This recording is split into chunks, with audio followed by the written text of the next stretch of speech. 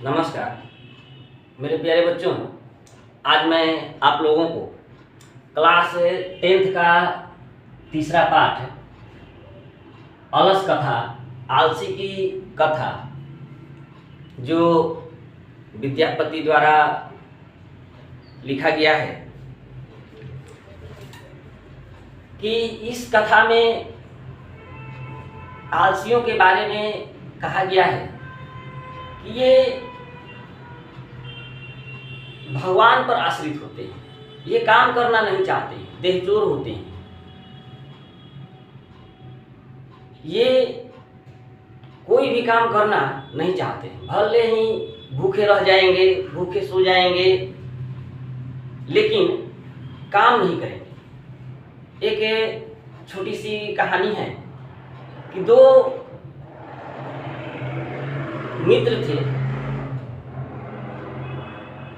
यानी कि दोनों आलसी थे और दोनों एक बगीचे में सोए हुए थे। एक के मुंह के पास ऊपर से पका हुआ आम गिरता है तो वो दूसरे से कहता है कि भाई थोड़ा ये आम उठा करके मेरे मुंह में डाल दो जिससे कि मैं खा लूं। तो दूसरा उसका रिप्लाई देता है कि मेरा चादर जो है वो बकरी खींच रही है, चबा रही है, तुमको ये नहीं समझ में आता है कि कम से कम उसे हटा दे, उसे भगा दे, और तुम मुझसे कहते हो कि आम उठा करके मेरे गाड़ दो। तो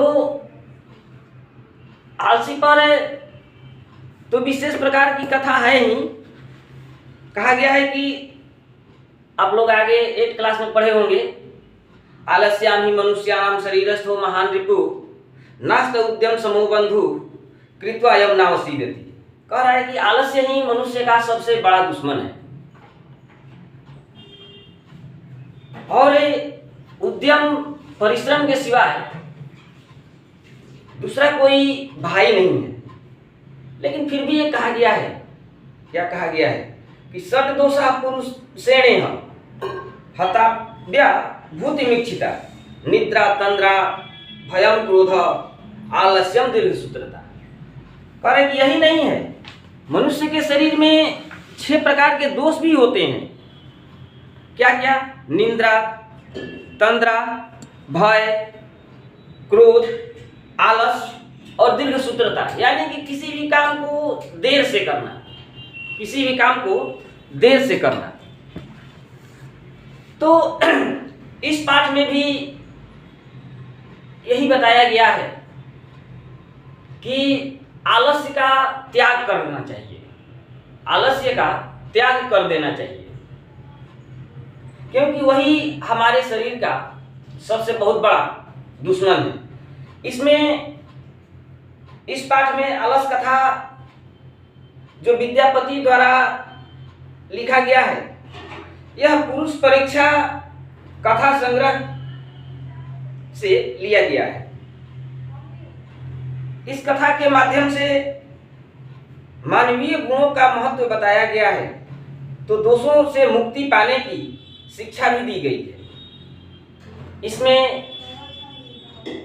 एक कहानी दिया हुआ है कि मिथिला में विशेश्वर नाम का एक मंत्री था। वो स्वभाव से दानी और दयालु था। वह संकटग्रस्तों को, पीड़ितों को, अनाथों को इच्छा भर भोजन, वस्त्र दिया करता था। उसका मानना था कि आलसी के लिए हर कष्ट सहज होता है। उसका मानना था कि जो आलसी होता है वो कोई भी कष्ट सहने के लिए तैयार होता है, तैयार रहता है, लेकिन कोई काम करना नहीं चाहता है। इसलिए वो सोचता था कि आलसी कोई काम करना नहीं चाहते। वे परिश्रम करना नहीं चाहते। वो आलसियों को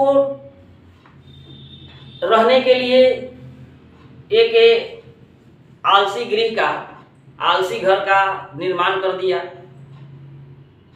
विश्वेश्वर नाम के जो मंत्री थे,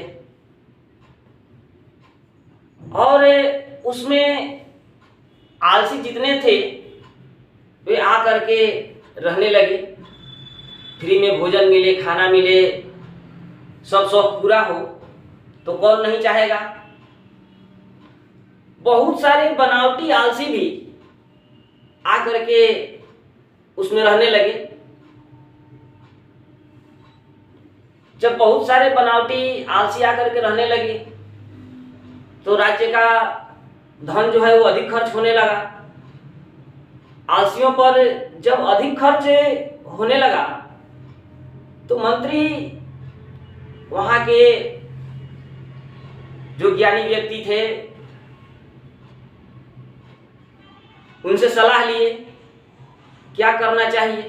उन लोगों ने सलाह दिया कि इसका परीक्षा लेना चाहिए कि कौन वास्तविक में आलसी है और कौन आलसी नहीं है। इस प्रकार से जब ये लोग निर्णय लिए कि परीक्षा लेना चाहिए और निर्णय लेकर के उस आलसी शाला में आग लगा दिए और सब छिप करके सिपाही सब थे, देख रहे थे। जितने भी बनावटी आलसी थे वे सब भाग गए। कुछ सेकंड क्वालिटी के थे वे भी भाग गए, जितना बचे को थे वे भी भाग गए। उसमें मात्र 4 आलसी बच गए। तो 4 आलसी बच गए। सभी लोग अपना चादर से मुंह तोप करके ढक करके सोए हुए हैं चारों लोग। एक मुंह ढके हुए कहता है कि अरे ये शोरगुल आवाज कैसे सुनाई दे रहा है, यह आवाज कैसा सुनाई दे रहा है। दूसरे ने कहा लगता है कि इस मकान में, इस झोपड़ी में, इस महल में आग लग गया है। तब तक से तीसरा बोलता है यहां कोई दयावान व्यक्ति नहीं है जो कि हम लोगों पर भींगा हुआ वस्त्र डाल दे, आग बुझा दे। चौथा बोलता है कि अरे क्या बक बक बोल रहा है, चुपचाप सो जाओ। इन सब की बातों को जो योगी पुरुष थे, जो ज्ञानी पुरुष थे या जो उनके सिपाही थे वे लोग सुन रहे थे। और सुनने के बाद वे लोग उनका बाल पकड़ करके और बाहर निकाले। और जो विश्वेश्वर नाम के जो मंत्री थे उनको और अधिक धन दे करके और वहां से विदा किए। इस पाठ में आलसियों पर दया दिखाई गई है, लेकिन आलस को छोड़ना ही उत्तम है। इसके बाद अगला पाठ देखेंगे। थैंक यू, धन्यवाद।